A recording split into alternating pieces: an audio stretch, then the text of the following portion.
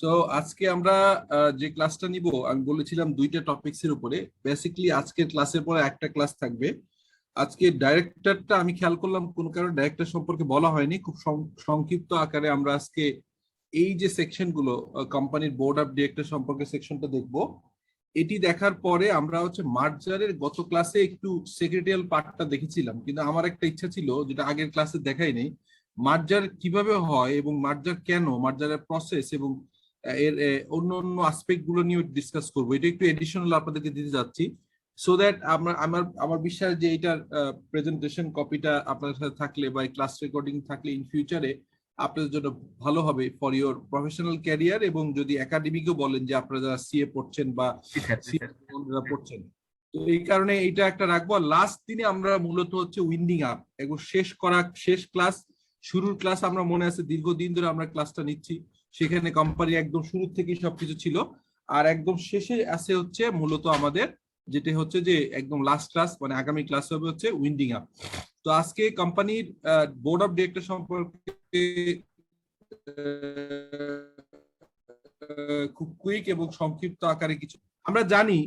এটা সবাই জানা যে সকল পাবলিক লিমিটেড কোম্পানি, মানে সমস্ত পাবলিক লিমিটেড কোম্পানি এবং পাবলিক লিমিটেড কোম্পানির অধীনস্থ প্রাইভেট লিমিটেড কোম্পানির ন্যূনতম পরিচালক সংখ্যা 3 জন থাকতে হবে। এছাড়া প্রাইভেট লিমিটেড কোম্পানির পরিচালক অনন্য 2 জন হলেই চলবে। তবে পরিচালককে অবশ্যই স্বত্বাধিকারী হতে হবে, মানে তারা ওনারশিপ হইতে হবে, শেয়ার হোল্ডার হইতে হবে, ঠিক আছে। সো আমরা জানি যে নর্মালি তাহলে 90 ধারায় বলা আছে যে পরিচালকদের সংখ্যা সমস্ত প্রাইভেট লিমিটেড কোম্পানির মিনিমাম সংখ্যা 2 জন, আর পাবলিক লিমিটেড কোম্পানি 3 জন। কিন্তু পাবলিকের যদি কোনো সাবসিডিয়ারি কোম্পানি থাকে যেটা প্রাইভেট, কিন্তু তারও 3 জন থাকতে হবে। সো আমরা এটা বুঝতে পারলাম, ওকে। কারণ কি ওই কেন এটা করা হয়েছে বিধানটা, বিকজ পাবলিক লিমিটেড কোম্পানি যখন একটা ওন করে প্রাইভেট লিমিটেড কোম্পানি, তখন তার যদি 3 জন থাকে ডিরেক্টর বা 4 জন যদি ডিরেক্টর থাকে, তাহলে প্রাইভেট লিমিটেড কোম্পানির যে সাবসিডিয়ারি কিন্তু প্রাইভেটেরও 3 জন থাকতে হবে। সো এটা একটা মিনিমাম রিকোয়ারমেন্ট আমরা জানি। এটা 90 সেকশনে বলা আছে। 91 সেকশনে বলা আছে সংঘবিধিতে যাই থাকুক না কেন পরিচালক হিসেবে নিযুক্তি হওয়ার আগ পর্যন্ত সংঘ স্মারকে স্বাক্ষর দানকারী পরিচালক হিসেবে গণ্য হবে। হ্যাঁ, কোন কোম্পানির সাধারণ সভা সদস্যগণ পরিচালক নির্বাচন করবেন এবং সাময়িকভাবে মূল্য পরিচালকদের পদে অন্যান্য পরিচালককে নিয়োগ দান করা যাবে। হ্যাঁ, তবে এবং তিনি পূর্বেও পরিচালকের সময় মোতাবেক অবসর গ্রহণ করবেন। এছাড়া 1/3 পরিচালক মেয়াদ গ্রহণ এমন হবে যেন পর্যায়ক্রমে অবসর দানের মাধ্যমে তাদের কার্যকাল যে কোনো সময় সমাপ্ত হয়। এখানে আইনের ভাষাটা একটু বুঝতে অসুবিধা হতে পারে, আমি ক্লিয়ার করে খুব সংক্ষিপ্ত আকারে বলে দিচ্ছি। সেটা হচ্ছে যে প্রথম আমাকে লাত্তু সরকার বলতে পারেন যে এজিএম এ ডিরেক্টর নিয়োগ করা হয়, কিন্তু প্রথম কোম্পানি যখন ফর্ম করা হয় তখন তো বলা আছে তার 18 মাস পরেও এজিএম করলে চলবে, মানে 18 মাসের পরে কোম্পানি ফর্মের 18 মাসের ভিতরে একটা সুযোগ আছে আপনার কোম্পানির প্রথম এজিএম করা। তাহলে এজিএম এ যেহেতু ডিরেক্টর নিয়োগ করা হয়, তাহলে প্রথম কোম্পানি নিয়োগ তৈরি করার পর পর ডাইরেক্টর কারা হবে সেই কোশ্চেনটা যারা মেমোরেন্ডাম বা আর্টিকেলে যারা সিগনেচার করে স্যার। হ্যাঁ, সেটাই এখানে কিন্তু আমি এখানে বলা আছে যে প্রথম ওই যে দেখবেন যে প্রথম স্বাক্ষরদানকারী যে তারাই হচ্ছে পরিচালক হিসেবে বিবেচিত হবে। পরিচালক মানে এজিএম এ এসে আবার তাদেরকে রিপ্লেস করতে পারে, ঠিক আছে। এটা একটা কথা বলা আছে। তাহলে ফার্স্ট কন্ডিশন হচ্ছে এজিএম এ এসে রিপ্লেস হইতে পারে, কিন্তু রিপ্লেস হওয়ার আগ পর্যন্ত প্রথম যারা তারাই হচ্ছে এখানে আপনার হচ্ছে পরিচালক হবেন। সেকেন্ড আর একটা কথা বলা আছে, সেটা হচ্ছে 1/3 হচ্ছে প্রতি বছর রিটায়ার করবে। এটার মানে কি কেউ বুঝতে পারছেন, বা লাতু একটু বুঝাইতে পারবেন আপনাকে আমাদেরকে 1/3 করতে হয় মানে? মানে মনে করেন 3 জন যদি ডাইরেক্টর থাকে তাহলে একজন ওই এজিএম এ ওই রিটায়ার করবে, আবার পরে আবার নিয়োগপ্রাপ্ত হবে, আবার নিয়োগ করে ভোট দিয়া। মানে হচ্ছে প্রতি বছর 1/3 রিটায়ার করবে। মানে এটার কারণটা কি? খুব স্বাভাবিক, বোর্ডে যেন নতুন নতুন লোক আসতে পারে, এই কারণে করা হয়েছে। কিন্তু দেখা যায় যে আপনার সবচেয়ে সিনিয়র যিনি থাকে বোর্ড সবচেয়ে পুরনো, তিনি 1/3 রিটায়ার করে আবার 1/3 ঢুকে এবং রিঅ্যাপয়েন্টমেন্টও হইতে পারে। তো আমাদের দেশে যেটা করা হয় বা আমরা যেটা করি, বারবার ঘুরে ফিরে আমরা রিঅ্যাপয়েন্টমেন্ট করি। বাট লিস্টেড কোম্পানির ক্ষেত্রে একটা ব্যাপার আছে, বা ব্যাংকের ক্ষেত্রে একটা ব্যাপার আছে। ব্যাংকে দেখা যায় পরপর 2 টার্মের পরে আবার ডেটটা থাকতে পারে, তখন আর একটু চেঞ্জ করতে হয়। কিন্তু নর্মালি আমরা প্রাইভেট লিমিটেড কোম্পানিতে বারবার রিঅ্যাপয়েন্টমেন্ট দেখায়, কিন্তু ব্যাংকে আছে যে পরপর 2বার যদি ডাইরেক্টর হয় একবার অ্যাটলিস্ট গ্যাপ দিতে হবে, তখন এক বছর দেখা যায় তার ওয়াইফ, কোনো ডিরেক্টরের ওয়াইফ বা কাউকে যারা যে শেয়ার হোল্ডার হিসেবে আছে তাদেরকে বোর্ডে এনে আবার এক টার্ম পরে আবার সে নিজে ঢুকেন ব্যাংকের। বাট প্রাইভেট লিমিটেড কোম্পানি রিঅ্যাপয়েন্টমেন্ট হতে পারে, কোনো বাধা নেই। এই দুইটা সেকশন আমাদের অনেক বোঝা গেল। অনেক এই দুইটা সেকশন কি বলছি অনেক? জি স্যার, বুঝতে পেরেছি স্যার। ওকে, আচ্ছা এবার হচ্ছে আমরা বলতেছি পরিচালক নিয়োগের বা পরিচালক বলিয়া প্রচারে বাধা নিষেধ। বলা হচ্ছে কোম্পানির সংঘবিধি দ্বারা বা প্রসপেক্টাসের বিকল্প বিবরণী দ্বারা কোনো ব্যক্তিকে পরিচালক হিসেবে বা প্রস্তাবিত পরিচালক নামে আখ্যায়িত করা যাবে না যদি সে পরিচালক হিসেবে সম্মতিপত্রে স্বাক্ষর গ্রহণ করে এবং রেজিস্ট্রারের নিকট দাখিল করে। এই লাইন দিয়ে কি বোঝা যাচ্ছে রাজ্য সরকার বলেন তো? What is the meaning of this line? এর অর্থ কি? পরিচালক হিসাবে সম্মতিপত্রের একটা স্বাক্ষর আছে, যে ফর্ম 9, যেটা নেই ফর্ম 9 নাম 9 কি? এটার নাম কি? Consent of directors to act. Right, এটা পরিচালকদের সিগনেচার করা লাগে, অর্থাৎ তারা যে পরিচালক হিসাবে কাজ করতে রাজি আছে কোম্পানিতে। রাইট। এখন আমরা একটা কোম্পানি করেছি, পরে আপনাদেরকে ওইটাকে নেওয়া হবে ইনশাল্লাহ। সেটা হচ্ছে ফার্স্ট ব্যাচ, সেকেন্ড ব্যাচ, আর আমি শামীম আমরা আছি। তো ফার্স্ট ব্যাচ সেকেন্ড ব্যাচ থেকেও ডিরেক্টর আছে এই কোম্পানিতে, যারা সিএফও করছে ফার্স্ট ব্যাচ ছিল। তো আমরা যখন কোম্পানিটা করি, ধরেন কেউ একজন মৌখিকভাবে বললো যে স্যার আমি শেয়ার হোল্ডার ডিরেক্টর হব, যতক্ষণ পর্যন্ত তিনি কনসেন্ট দিচ্ছেন ততক্ষণ পর্যন্ত সে পরিচালক হিসেবে দাবি করতে পারবেন এবং কনসেন্ট পেপারটা আরজেসি রিটার্ন সাবমিট করতে হয়। এটাই বলা হচ্ছে এর ভিতরে। তার মানে আপনারা যখন কোম্পানি করবেন খেয়াল রাখবেন যারা ডাইরেক্টর হবে তাদের মৌখিকভাবে যাই বলুক না কেন, তারপরে তারা আপনার প্রসপেক্টাস তো হয় পাবলিক লিমিটেড কোম্পানি, যারা প্রাইভেট লিমিটেড কোম্পানি শুধু সংবিধি হইলেই হয়, আর পাবলিকের জন্য সংবিধির সঙ্গে সঙ্গে প্রসপেক্টাস করতে হয় বা বিকল্প বিধি ইয়ে করতে হয়। তো আমরা যেটা বলি সেটা হচ্ছে যে আমরা যখন পরিচালককে শেয়ার হোল্ডার হিসেবে, শেয়ার হোল্ডার হওয়ার পরেই তো পরিচালক, তো পরিচালককে আপনারা যখন বোর্ড অফ ডিরেক্টর হিসেবে ইয়ে করলেন, তখন আপনি হচ্ছে যে আপনাকে যেটা করতে হবে সেটা হচ্ছে আপনাকে অবশ্যই তাদের কনসেন্ট পেপার নিতে হবে। এছাড়া শেয়ার মূলধন বিশিষ্ট কোম্পানির ক্ষেত্রে, হ্যাঁ, কারণ শেয়ার মূলধন ছাড়াও তো কোম্পানি হতে পারে। শেয়ার মূলধন ছাড়া কোম্পানি কিরকম হয় বলেন তো? শেয়ার মূলধন ছাড়া কোম্পানি কেমন হয়? Any example?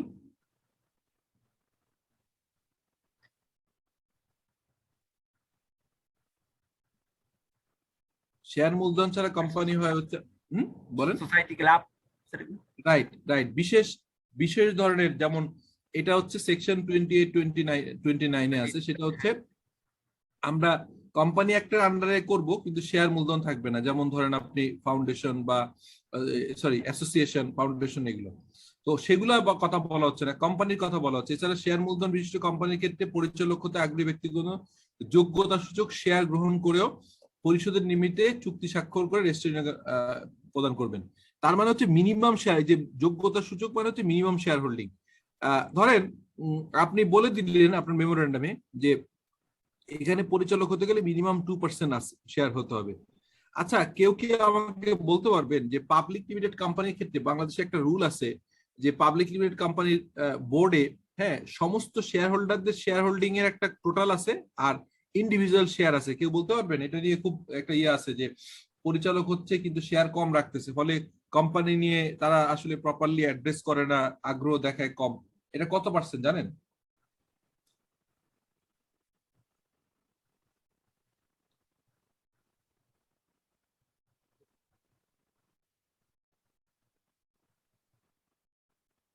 সেটা হচ্ছে আমাদের দেশে যত পাবলিক লিমিটেড কোম্পানি আছে, এই পাবলিক লিমিটেড কোম্পানির মিনিমাম 2% একজন ডিরেক্টর থাকতেই হবে, আর টোটাল বোর্ডে 30% শেয়ার হোল্ডিং থাকতে হবে।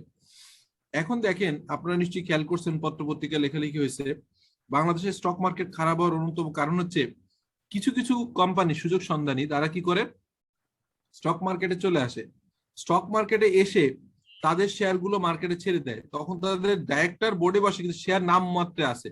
যেমন আমি আপনাকে বলি, একটা কোম্পানি ছিল, আমি নাম নাই বললাম, হ্যাঁ বলতেও পারি, একটা ইন্স্যুরেন্স কোম্পানি, হ্যাঁ, বীমা কোম্পানি ডেল্টা লাইফ, সেই ডেল্টা লাইফের বোর্ডের যে শেয়ার হোল্ডিং টোটাল মিলিয়ে তাদের শেয়ার হোল্ডিং ছিল 4%।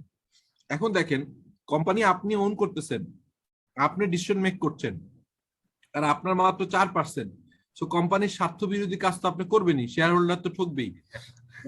এটা বোঝা গেছে? আমাদের মনে হয়, হ্যাঁ জি কম থাকলে তো বোঝাই যায় তাদের কোম্পানির প্রতি কোনো নাই, দয়া মায়া নাই বা আগ্রহ নাই। রাইট। এখানে মনে হয় সাইদুল সাহেব আছেন। সাইদুল সাহেব, বোঝা গেছে বিষয়টা কি বলতে চাচ্ছি আমি?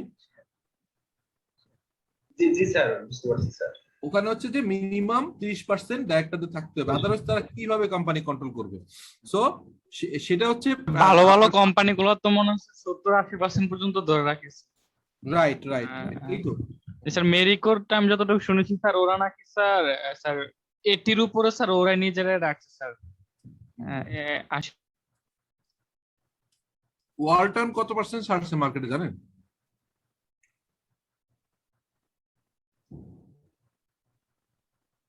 স্যার 5% মনে হয় স্যার। ওয়ালটন হচ্ছে এক্সেপশন, ওয়ালটন হচ্ছে মাত্র 1% মার্কেটে ছাড়ছে, বুঝছেন? ছেড়ে ওয়ালটনের শেয়ারের দাম অনেক বেশি। দেখবেন যে কোম্পানির মার্কেটে শেয়ার সংখ্যা যত কম তার শেয়ার ভ্যালু তত বেশি, কারণ কি মার্কেটে কেনা বেচা করার জন্য শেয়ার খুব কম থাকে।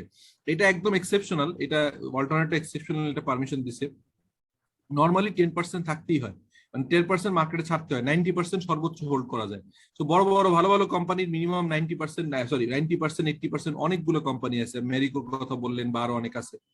তবে বলা হচ্ছে, তবে কোম্পানির সঙ্গস্মারক বা সংবিধি নিবন্ধনের সময় কোম্পানির পরিচালক হতে ইচ্ছুক ব্যক্তিদের তালিকা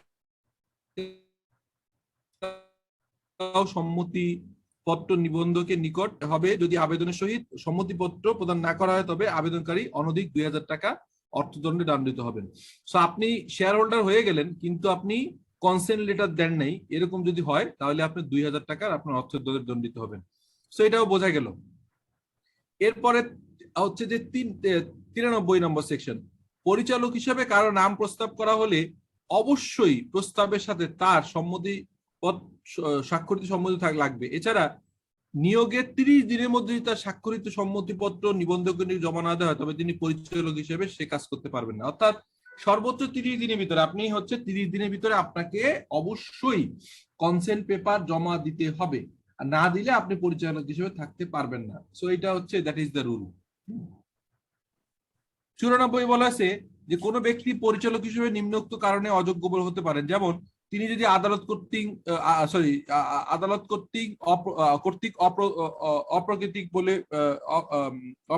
বলে সাব্যস্ত হন, যদি তিনি দেউলিয়া হন, অথবা তিনি দেউলিয়া হওয়ার জন্য আবেদন করেন, অথবা কোম্পানির শেয়ারের মূল্য পরিশোধ করতে না পারেন, বা তিনি অপ্রাপ্ত বয়স্ক হন।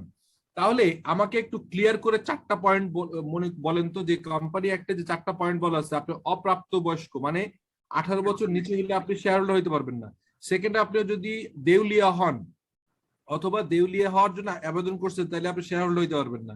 সেকেন্ড হচ্ছে আপনি টাকা জমা দেননি, আপনি শেয়ারে নাম লিখছেন কিন্তু টাকা জমা দেন নাই, এটা যদি হয় আপনি পারবেন না।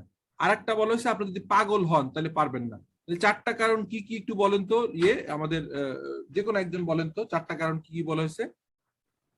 স্যার আমি চেষ্টা করতেছি sir. G G please sir, 1 নম্বর হচ্ছে যে যদি কেউ অপ্রাপ্তবয়স্ক হয়, অপ্রাপ্তবয়স্ক বা পাগল, বা এই 2 নম্বর হচ্ছে যদি কেউ দেউলিয়া হয় বা দেউলিয়ার জন্য আবেদন করেছে কোর্টে, অথবা যদি কেউ নাবালক হয় 18 বছরের নিচে কোম্পানি আইনে।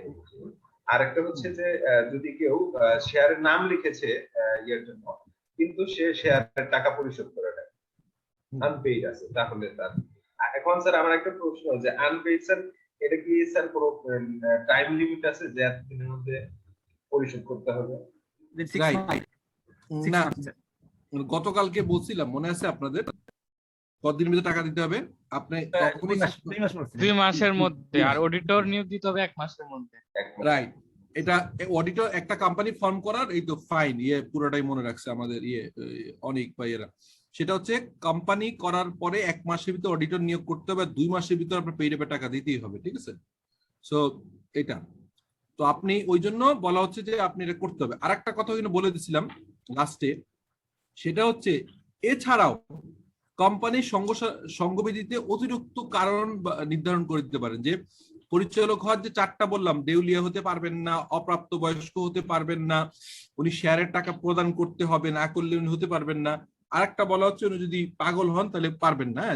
তো এই 4টার বাদে বলতেছে সংঘস্মারকে অতিরিক্ত যোগ্যতা থাকতে পারে। যেমন কোথাও বলে দেয়া থাকতে পারে যে যে উনি হচ্ছে হলে আপনার হচ্ছে যে লেটস সে আপনি কোনো কারণে মনে করলেন, এটা এগ্রি করলো, বোর্ড সবাই এগ্রি করলো যে আমাদের বিজনেসটার নেচারটা এমন, এখানে শিক্ষিত লোক লাগবে, লেটস সে, তখন যদি বলে যে আমাদের এখানে যারা মিনিমাম গ্রাজুয়েট তারা ছাড়া এখানে হতে পারবে না, এটাও কিন্তু করা যেতে পারে, যেহেতু কোম্পানির বলা আছে অতিরিক্ত যোগ্যতা অ্যাড করা যায়। এটা বোঝা গেল? পয়েন্টটা বোঝা গেল? আচ্ছা, এরপরে তো আমরা স্যার 94 কিন্তু লিখে দেওয়া আছে sir 6 month have elapsed from the last day 94 6 month দাঁড়ান, ওটা নতুন বইতে 6 মান্থ, কোন বইতেও 6 মান্থ স্যার। 94 সেকশনে, হ্যাঁ 94 সেকশনের বি দ্বারাই he has not paid or call in respect of shares of the company held by him whether alone or jointly with others, and 6 months have elapsed from the last day fixed for payment of the call. Income tax. আচ্ছা তাহলে আমি একটু confuse হলাম, আমরা 2 মাস তাহলে অন্য ল দিয়ে, কারণ আমরা যখন অডিটে করি, আমি কেন কথাটা বললাম অত শিওর করে, যে আমরা যখন অডিটে যাই তখন কিন্তু যাদের টাকা থাকে না এটা নিয়ে একটা বড় পয়েন্ট তুলি যে 2 মাসে টাকা দেয়। তাহলে কোম্পানি অ্যাক্টে 6 মাস আছে, আপনি কি আপনার সামনে কোম্পানি একটা হাতে আছে? আমার সামনে হ্যাঁ আছে স্যার, নতুনটা পুরানটা দুটোই আছে, কিন্তু ট্যাক্সও স্যার ট্যাক্সে ধরে 6 মাসের ভিতরে টাকা দিতে হয়। আচ্ছা তাহলে ঠিক আছে, আপনারা তাহলে 6 মাস, আমি একটু কনফার্ম করি, তাহলে 6 মাস, হ্যাঁ 6 মাস রাখেন এটা। যেহেতু বলছে, দেখে বলতেছে 2 মাস, আমি কেন বললাম এটা, লজিকটা কি আছে আমি খুঁজে বের করবো না, হয়তো অন্য কোনো ল দিয়ে এটা 2 মাসের কথা বলা আছে, বাট ট্যাক্সে যদি 6 মাস হয় আর কোম্পানি একটা 6 মাস হয় তাহলে 6 মাস রাখা যাবে। তবে আরেকটা জিনিস আপনাদেরকে বলি, যখন একাধিক লতে ডিফারেন্ট হয় তখন আমরা হচ্ছে যে সবচেয়ে মিনিমামটা ধরি। সোফার সে যেহেতু বলতেছে যে কোম্পানি একটা 6 মান্থ এবং হচ্ছে আপনার কি বলে ইনকাম ট্যাক্সও 6 মান্থ, সে কনফিডেন্টলি বলতেছে, সো আমরা 6 মান্থে দেখবো, তারপরে আমরা একটু চেক করে নিব না, ঠিক আছে? পয়েন্টটা তাহলে আমরা রাখলাম। থ্যাংক ইউ লাতু, আপনি এই যে এটা ক্লিয়ার করলেন। হ্যাঁ গত ক্লাসেও আপনি বলছিলেন, আমি যখন 2 মাস বলছি আপনি যখন 6 মাস বলছিলেন। থ্যাংক ইউ যে আপনি এই জন্য বইটা রাখছেন। নতুনটা মানে আপনি কি বলতেছেন, কোম্পানি একটা যে অ্যামেন্ডমেন্টটা আসছে ওইটা পাইছেন আপনি? হ্যাঁ অ্যামেন্ডমেন্টটাও আছে আমার কাছে। ওইখানে চেঞ্জ তো দেখছেন, খেয়াল করছেন, চেঞ্জ কি বলেন তো একটু? 2টা চেঞ্জ আছে মেজর, কি বলেন তো? স্যার ওপিসির চেঞ্জটা তো আগে ছিল না। হ্যাঁ ওটা তো আর ওই লাস্টের পাতায় কয়েকটা চেঞ্জ আছে দেখছি স্যার, ওই ইসের দিকে মানে মাঝামাঝি বরাবর স্যার। ওই যে চেঞ্জ হচ্ছে আপনার 21 দিনের এজিএম ডেট, এটা একটা চেঞ্জ। তারপর হচ্ছে কমন সিল ইউজ করা লাগবে না, মানে আমরা কমন সিল, ওই যে আমি 2টা চেঞ্জ আপনাদের বলে দিচ্ছি, এটাই মেজর চেঞ্জ। হ্যাঁ ওইটা কোন পাবলিকেশন বের করছে নতুনটা? এটা তো স্যার ওই জানুয়ারি 21 স্যার, ওই কে এম হাসান স্যার আরো একজন আছে university, K M Hasan sir, ওই যে এফসিএ। বুঝতে পারছি, হ্যাঁ বুঝতে পারছি, কে এম হাসান ভাই। হ্যাঁ এটার জন্য স্যার কোন বই পড়বো স্যার? কোম্পানি একটা মেইন বই। হ্যাঁ এটা হচ্ছে যে ধরেন আমরাও একটা বই, যে বাংলা লেখাটা না, আমি কেন সাহস করতেছি না, বাংলা লেখায় প্রচুর ভুল থাকে। এই বইটা আমি অ্যাকাউন্টিং বইটা প্রিন্টে দিয়ে দিছি, এখন এটা শুরু করব। এই সমস্ত কিছু কিন্তু আমাদের লেখা, কিন্তু দেখবেন প্রায়শই বানান ভুল আছে। তো যেহেতু মেইন বইতে আমরা যে লিখছি ওইখানে তো বাংলা টাইপ করলে দেখা যায় যে অনেক সময় র চাপ দিলে ও হয়ে যায়, আপনারা খেয়াল করেন। যখনই হচ্ছে আমাদের বললে স্পেস দিলে হয়ে যায় আমাদেও। এইগুলো অনেক ভুল এখানে আছে, আমাদের বইয়ের বাংলা বইয়ের কপি থেকে তুলে এখানে এনেছি, এই কারণে কিছু ভুল আছে। তো আমি আমাদের অ্যাকাউন্টিং বইটা প্রিন্টে চলে গেছে হচ্ছে 5-7 দিন আগে, হয়তো আমরা উইদিন উইক বেসিক অ্যাকাউন্টিং এর যে বইটা চলে আসবে, এরপরে এটা নিয়ে ফাইনাল কাজ করবো। একটা বই করা অনেক কঠিন। তো কোম্পানি একটা মেইন বইটা তো থাকতেই হয়। এর বাইরে উনি যেমন বললো যে আমাদের চার্টার অ্যাকাউন্টেন্সি আছে কে এম হাসান ভাই, ইজ ভেরি সিনিয়র, ভালো, ওনার বই আছে, ইনকাম ট্যাক্সের আছে, তারপরে অনেক কোম্পানি একটার বই লেখে। এর বাইরে মাহবুবুর রহমান একজন আছে। আর আমরা যেটা করার চেষ্টা করছি এটা হচ্ছে যে মানে আমি, শামীম বা আমরা, সেটা হচ্ছে কোম্পানি অ্যাক্টের জিনিসগুলো থাকবে, কিন্তু প্র্যাকটিক্যালি অনেকগুলো কেস রেফারেন্স সহ আরো কিছু এডিশনাল জিনিস ঢুকাচ্ছি। ওনারা যেমন কোম্পানি অ্যাক্ট, আমি যা লিখছি এখানে এর চেয়ে বড় আছে, কারণ ওরা সরাসরি কোম্পানি অ্যাক্টের কথা লিখছে। আমরা এই লাইনগুলো, এই 93 সেকশন আরো বড়, আমরা ছোট করে চেষ্টা করছি যে একটু ইন্টারেস্টিং ও ভাষা ঠিক করার জন্য। তো ওনারা হচ্ছে সরাসরি কোম্পানি একটা বেশি আছে আর ইলাস্ট্রেশন কম আছে, আমরা একটু ইলাস্ট্রেশন বেশি দেওয়ার চেষ্টা করছি। সো এইটাই হচ্ছে ডিফারেন্স। বাট আপাতত আপনি যদি কিনেন আমার সাজেশন হচ্ছে 100 টাকা বা 90 টাকা দাম মেইন যে কোম্পানি একটা সাদা মলাটের। লাতু সরকার আপনার কাছে ওইটা আছে সাদা মলাটেরটা? আগের একটা আছে স্যার, হুম। আপনার সাথে আছে। আর স্যার ওই মুক্তাদিরের বইটা পড়ি স্যার। ইংরেজি বইয়ের ভিতরে আমাদের চার্টার সেক্রেটারি, আমি তো চার্টার সেক্রেটারি কাউন্সিলে আছে, আমাদের সাবেক কাউন্সিলর এবং সাবেক প্রেসিডেন্ট মুক্তাদির ভাই, যিনি মুক্তাদির স্যার, হ্যাঁ স্যার বইটা আছে স্যার, বইটা খুব ভালো। ওনার বইটা অনেক সুন্দর, বাট বইটা অনেক পুরনো হয়ে গেছে, নতুন আপডেট নাই, অনেকদিন আপডেট নাই। তো এনিওয়ে ওইটাও ভালো বই, ইংরেজির ব্যাখ্যা সহ বইটা খুব ভালো। স্যার দোকানে গিয়ে স্যার বলবো স্যার, মানে মেইন বইটা দেওয়ার জন্য কোম্পানি। হ্যাঁ,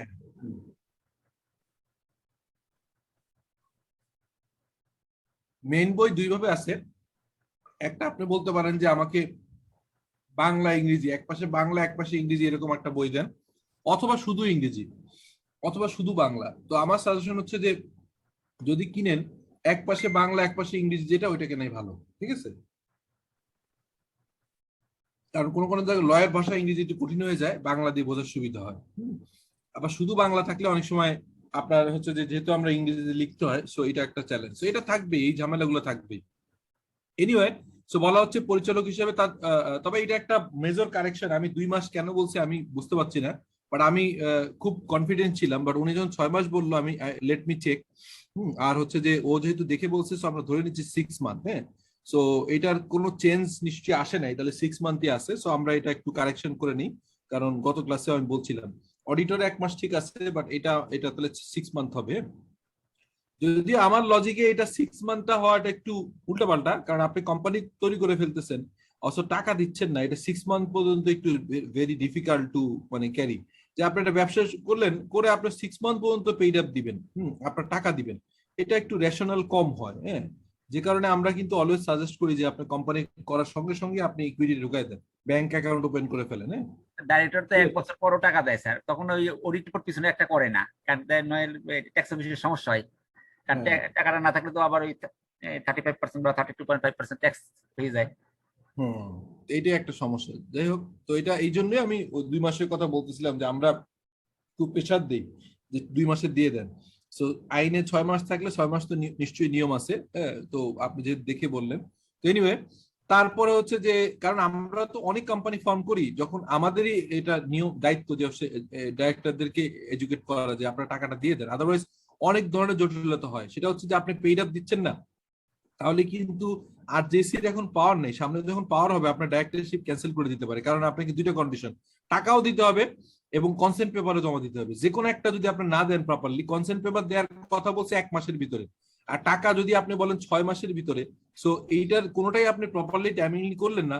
সো যখন ফার্স্ট ইয়ারে চলে আসলো অডিট রিপোর্ট আপনি সাবমিট করলেন, তখন আমরা বললো যে এই অডিট রিপোর্ট, এইটা আপনার অডিটর প্রথমে আপনাকে হচ্ছে ধরবে, ধরলাম কোনো কারণে আপনি অডিট এটা ধরতে পারলো না, বা আপনি ম্যানেজ করলেন, ধরলাম তর্কের খাতির, এটা করা যাবে না, অডিটরকে কনভিন্স করা, বাট করলেন, তারপরে আর জিএসসি যদি ধরে, তাহলে কিন্তু আপনার ডাইরেক্টরশিপ ক্যান্সেল হয়ে যাবে, বিকজ আপনি দুইটার কোনো কন্ডিশন ফুলফিল করেন নাই।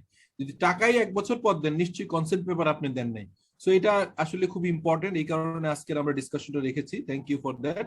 সো আমরা এখন আরেকটা জিনিস হচ্ছে যে বললাম 94 সেক্টরে বলা আছে যে অযোগ্যর কথা বলে ফেলছি। তারপর হচ্ছে 95-তে বলা আছে যে কোম্পানির পরিচালক পরিষদের প্রতিনিধি সভার নোটিশ বাংলাদেশে অবস্থানরত প্রত্যেক পরিচালকের ঠিকানায় প্রেরণ করতে হবে। অর্থাৎ আপনার হচ্ছে, আচ্ছা এবার আপনি বলেন তো বোর্ড মিটিং এর মানে নোটিশ পিরিয়ড কয়দিন? আমরা এজিএম এ বললাম হচ্ছে যে আগে 14 দিন ছিল, নতুন আইনে 21 দিন করছে।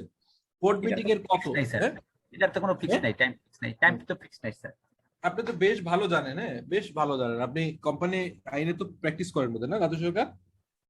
স্যার শুরু করছি স্যার, স্যার তবে আমি বলি একটা কথা মাথায় রেখেন, সেটা সবার জন্য খুব ইম্পর্টেন্ট।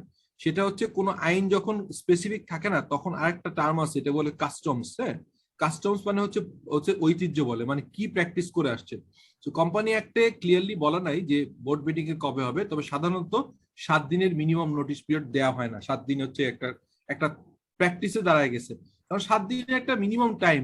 এখন তো অনলাইনে হচ্ছে, অনেক কিছু হচ্ছে, বাট আগে ফিজিক্যাল মিটিং এ ধরেন আপনার শেয়ার হোল্ডার একজন খুলনা আছে, সো 1 দিনের বা 2 দিনের নোটিশ পিরিয়ড এসে জয়েন করতে পারবে না। সো এখানে বলা হচ্ছে কোম্পানির বা আপনার ডকুমেন্টটা পৌঁছাইতে তো সময় লাগে। সো বলা হচ্ছে কোম্পানি পরিচালক পরিষদের প্রতিটি সভার নোটিশ বাংলাদেশে অবস্থানরত প্রত্যেক পরিচালকের ঠিকানায় প্রেরণ করতে হবে, তার নিজ ঠিকানায় পাঠাইতে হবে, ঠিক আছে?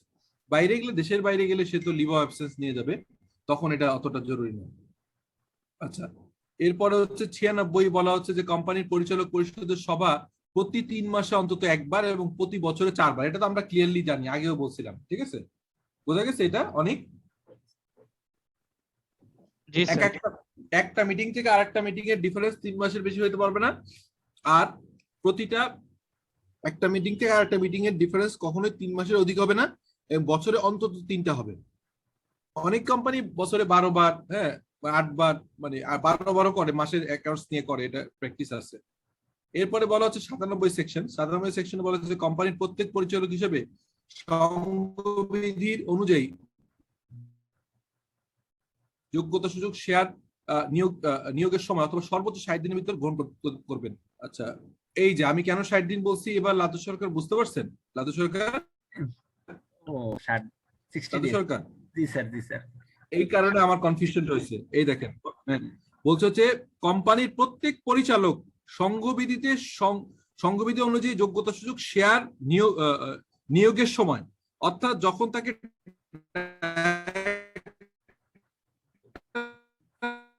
করা হলো তখন সে নিয়ে নিবে। সো এইখানে তাহলে তো আপনি যেটা বললেন এটা হচ্ছে তাহলে শেয়ার হোল্ডার আর ডাইরেক্টরের মধ্যে একটু ডিফারেন্স আছে। আমি যে 2 মাস বলছি, আমার কেন জানি মনে হচ্ছিল যে আমি তো দেখেছি এবং অনেকবার এটা বলেছি, সেরকম বড় ভুল হওয়ার কথা না। এখানে দেখেন 97, আপনার বইটা আছে সামনে, বইটা আমি এটা কোন দিয়ে রাখছি, উইদিন 60 days। ঠিক আছে স্যার। হ্যাঁ, 60 days লেখা। তাহলে তো হ্যাঁ অনেক অনেক আমার ব্রেনটা একটু তাহলে ঠিক আছে, আমি একটু কনফিউজ হয়েছিলাম যে উনি বলেন তাহলে 2 রকম আছে। আপনি তাহলে এবার 94 সেকশন এবং হচ্ছে 97 সেকশনটা আমাদের একটু পড়ে শুনান তো, কেন কনফিউজ হলো। হ্যাঁ জি স্যার, প্রথম 94 যেটা আপনি বললেন যে 6 মাস কেন বললেন, কোন লজিকে? আমরা যে 2 মাস জানতাম, আপনি 6 মাস বললেন, একটু বলেন তো কেন? জি স্যার, 94 লেখা আছে, he has not paid or called in respect of shares of the company held by him, whether once or jointly with others, and 6 months have elapsed from the last day fixed for the payment of the call. ওনাকে বাংলা আছে পাশে? আছে। Company কর্তৃক এককভাবে কিংবা অন্যান্য ব্যক্তির সহিত যৌথভাবে ধারিত শেয়ার মূল্য তলব হওয়া সত্ত্বেও তিনি উহা পরিশোধ না করে থাকেন এবং উক্ত মূল্য পরিশোধের জন্য নির্ধারিত শেষ তারিখের 180 দিন অতিবাহিত হয়ে থাকে। ও, এটা হচ্ছে অযোগ্যতা। এটার হেডিংটা কি? 94 হেডিং অযোগ্যতা, ডিসকোয়ালিফিকেশন। ও ইয়েস ইয়েস ইয়েস, সরি, আমরা রাইট ছিলাম, আপনার কথা একটু কনফিউজ হয়েছি একটু। সবাইকে আছেন অনেক এবং হচ্ছে যে আমাদের জি স্যার আছি স্যার, কারণ এখানে জি স্যার স্যার, অযোগ্যতা আছে। স্যার 4টা কারণ বলছিলেন স্যার। হ্যাঁ হ্যাঁ হ্যাঁ, আমি বলি এখানে একটা মজার ব্যাপার আছে। সেটা হচ্ছে দেখেন কেন কিভাবে কনফিউশনটা হয়। দেখেন ওনার কথায় কিন্তু আমি কনভিন্স হয়ে গেছিলাম, প্রায় শেষমেশ ওইটা পড়ায় বেঁচে গেলাম, ভুল করতে শুরু করছিলাম। দেখেন একটা কথা আপনারা সিম্পল বলি, যে আপনাকে বলা হলো প্রতি বছর ট্যাক্স রিটার্ন দিবেন, খেয়াল করেন ট্যাক্স রিটার্ন দিবেন। সেটা কি আমরা জানি যে 30 লাতু সরকার আমাদের পার্সোনাল ট্যাক্স দেওয়ার কথা 30 নভেম্বর না?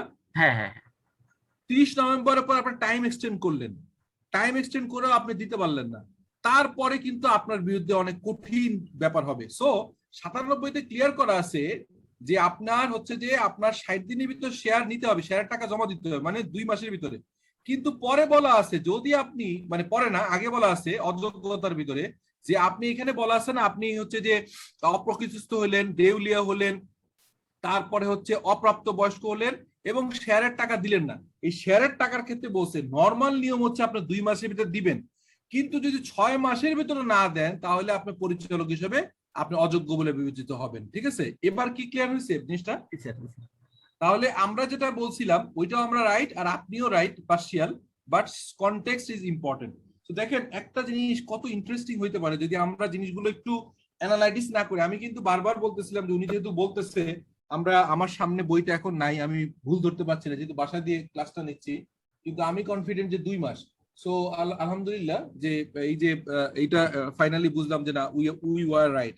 সো বিষয়টা এমন যে আবার একটু ক্লিয়ার করি, কোম্পানির প্রত্যেক পরিচালক হিসেবে সংবিধি অনুযায়ী যোগ্যতা সূচক শেয়ারের নিয়োগের সময় অথবা সর্বোচ্চ 60 দিনের ভিতর গ্রহণ করতে পারবেন। যদি কোনো ব্যক্তি যোগ্যতাসূচক শেয়ার গ্রহণ না করে পরিচয় কিছু দায়িত্ব পালন করেন, তবে সময় অতিবাহিত হওয়ার পরের দিন হতে যে কোনো দিন পর্যন্ত পরিচয় হিসেবে কাজ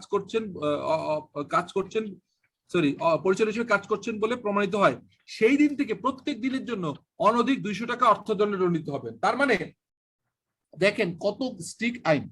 আপনি কোম্পানি ফর্ম করলেন, ডাইরেক্টর হইলেন, ডাইরেক্টর হয়ে 60 দিনের ভিতরে টাকা দিলেন না, টাকা নিলেন না, শেয়ার নিলেন না বা টাকা দিলেন না। শেয়ার নেয়া এবং টাকা দেওয়ার ভিতরে একটু ডিফারেন্স আছে, এই জন্যই ওইটা বলা আছে যে শেয়ারও নিলেন না, টাকাও দিলেন না। তারপরে কি হলো যে আপনি এরপরও ডাইরেক্টর হিসেবে কাজ চালায় গেলেন। যদি পরবর্তীকালে প্রমাণ হয় যে আপনি শেয়ার নেন নাই, টাকা দেন নাই এবং আপনি ডাইরেক্টর হিসেবে কন্টিনিউ করছেন, তাহলে আপনি যতদিন পর্যন্ত কন্টিনিউ করলেন প্রতিদিনের জন্য অনধিক 200 টাকা করে অর্থদণ্ড হবে। আর লাতু সরকার যে 94 বললো, 94তে আরো স্ট্রিক্ট ল, সেটা হচ্ছে আপনি পরিচালক হিসেবে অযোগ্য ঘোষণিত হবেন যদি আপনি 6 মাসের ভিতর টাকাটা না দেন। সো এনিওয়ে আমরা জিনিসগুলো ক্লিয়ার হলাম, থ্যাংক ইউ ফর দ্যাট। এই ডিসকাশন থেকে আমরা অনেকটাই ক্লিয়ার হলাম। সো এবার আমরা আসি 98 সেকশনে বলা হচ্ছে যে কোন পরিচালকের নিয়োগ বা যোগ্যতার ব্যাপারে পরবর্তী ত্রুটি ধরা পড়লেও তার এরূপ কোন পরিচালক অবৈধ হিসেবে গণ্য হলে তার কার্যকরী ও বৈধতা হারাবে। যদি দেখা যায় যে আপনি কোনো কারণে ভুলে, এই দেখেন প্রত্যেকটা জায়গায় যে ব্যাপারে ও হয়ে গেছে, এটা স্পেস দিলে পারলে, এটা ঠিক আছে পারলেও, এটা ব্যাপারে হবে, র রে স্পেস দিলে অনেক সময় ও হয়ে যায়। এনিওয়ে সো আমরা যেটা বলছিলাম, আবার ওখানে লিখতে হয় স্যার, ওটা স্পেস দেওয়ার পর আবার লিখতে হয়, আমরা তো আবার লিখতে পরে আবার চলে যেতে হয়, তাইলে ঠিক আছে। রাইট, এটা তো আমি মুখে মুখে আমরা বলছি বা ইয়ে করছি, একদম টাইপ করছে, এরকম ভাবে চলছে। এনিওয়ে সো বলা হচ্ছে সিম্পল যে আপনি যদি কোনো কারণে না জেনে, না বুঝে বা না খেয়াল করে পরিচালক হিসেবে নিয়ে নিছেন, কিন্তু পরবর্তীকালে যে কোনো একটা জিনিস আপনার ধরা পড়লো, ধরেন সে একটা ভুল তথ্য দিয়ে একটা ন্যাশনালিটি দিচ্ছে, ভুল একটা ন্যাশনালিটি দিয়ে আপনাকে বলছে 18 বছরের বয়স বেশি হয়ে গেছে, অথবা সে ব্যাংক ইনসলভেন্ট কি সলভেন্ট এটা জানা যায় কিভাবে বলেন তো লাতু সরকার?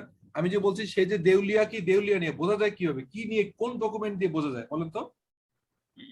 ব্যাংকের ডকুমেন্ট দিয়ে। নাম কি ডকুমেন্টটার, কেউ বলতে পারবেন? এসিআর নাকি? এটা সিআইবি বলে, সিআইবি। সো আজকে আরেকটা জিনিস অত্যন্ত ইম্পর্টেন্ট, আপনারা সামনে কাজ করবেন, হ্যাঁ আপনারা সবাই অনেকে কাজ করেন, সামনে করবেন, কতগুলো জিনিস খুব জানতে হবে।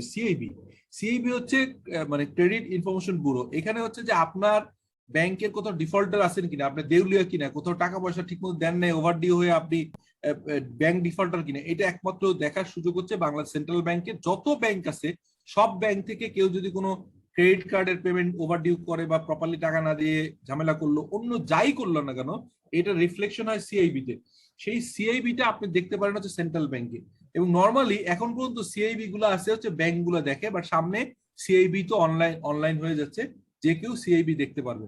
এই সিআইবির মাধ্যমে দেখা যায়, ধরেন আপনাকে সিআইবির একটা ভুয়া ডকুমেন্ট বা কিছু একটা দেখায়, আপনাকে শেয়ার হোল্ডার হয়ে ডিরেক্টর হয়ে গেল, কিন্তু পরবর্তীকালে দেখছেন সেই ব্যাংক ডিফল্টার। তো যেদিন সেই অযোগ্যতা ধরা পড়লো সেদিনই তাকে সরে ফেলতে পারবে। সো 99 হচ্ছে দেউলিয়াতের অবসান হয় নাই এমন কোন দেউলিয়া ব্যক্তি পরিচালক বা ম্যানেজিং এজেন্ট হিসেবে কাজ করলে তিনি অনধিক 2 বছর, ধরেন দেউলিয়ার থেকে সে বের হয়ে আসেনি, সে দেউলিয়া আছে, কিন্তু তারপরেও ভুয়া ডকুমেন্ট বা কোনো একটা প্রসেসে এসে আপনার ম্যানেজিং ডিরেক্টর, ম্যানেজিং এজেন্ট বা পরিচালক হয়ে গেল, তখন হচ্ছে তাকে অনধিক 2 বছর বা অনধিক 500 টাকা অর্থদণ্ডে, মানে অনধিক 2 বছরে হচ্ছে আপনার কারাদণ্ড এবং অনধিক 5000 টাকা অর্থদণ্ড দিতে হবে, বা উভয় দণ্ডে দণ্ডিত হইতে পারে। মানে এত ইম্পর্টেন্ট যে একটা দেউলিয়া হয়ে গেছে, ইনসলভেন্ট, তার কোনো টাকা, মানে তার হচ্ছে যে সে অলরেডি ইনসলভেন্ট, হ্যাঁ দেউলিয়া, সেই ব্যক্তি এসে যদি আপনার ডাইরেক্টর হয় তাহলে তার দুইটা হইতে পারে, 2 বছরের কারাদণ্ড এবং অনধিক 5000 টাকা অর্থদণ্ড, বা উভয় হইতে পারে। সো এই ভেরি স্ট্রিক্ট ল, ঠিক আছে। 100 নম্বর সেকশনে বলা আছে কোন পরিচালক অপর কোন ব্যক্তিকে তার পদের সত্য নিয়োগ করতে পারবেন না, বা করলেও তা কার্যকর হবে না। আপনি বলতে পারবেন না আমার জায়গায় উনি ডিরেক্টর, এরকম ভাবে বলার সুযোগ নেই। শুধু একটা জায়গায় আছে, সেটা হচ্ছে অন্য একটা জিনিস, সেটা হচ্ছে অল্টারনেটিভ ডিরেক্টর বলে। Have you any idea about alternative director? Anyone? এই পরের লাইনে আছে, আমি পরের লাইনে অল্টারনেটিভ ডিরেক্টর আছে। পরিচালক যদি দেশের বাইরে চলে যায় স্যার, তখন রাইট, সেটাই পরে আছে। তো এখানে প্রথম কথা হচ্ছে যে আপনি যে কাউকে আপনার জায়গায় হঠাৎ করে একজন ডিরেক্টর হিসেবে দিতে পারেন না, মানে পার্মানেন্টলি, বাট যেটা পারেন সেটা পরের সেকশনে আছে, সেটা কি বলছে সাধারণ সভায় সিদ্ধান্ত বলে বা সংবিধি বলে কোনো পক্ষে আজকে ডিস্টার্ব করতেছে। আচ্ছা, পরিচালক পরিষদ সাধারণ সভায় সিদ্ধান্ত বলে বা সংবিধি বলে কোনো পরিচালকের কমপক্ষে 3 মাস ধরিয়া দেশের বাইরে থাকার কারণে বিকল্প পরিচালক অল্টারনেটিভ ডিরেক্টর নিয়োগ করতে পারবেন। মূল পরিচালক দেশে আসা মাত্রই বিকল্প পরিচালক তার পদ হারাবেন এবং মূল পরিচালকের প্রত্যাবর্তনের পূর্বে যদি তার মেয়াদ শেষ হয়ে যায় এবং সংবিধির যদি বিধান থাকে যে নিয়োগ না হওয়া পর্যন্ত অবসরকালীন পরিচালক পুনরায় নিযুক্ত হবেন, তবে মূল পরিচালকের ক্ষেত্রে প্রযোজ্য হলে বিকল্প পরিচালকের ক্ষেত্রে প্রযোজ্য হবে না।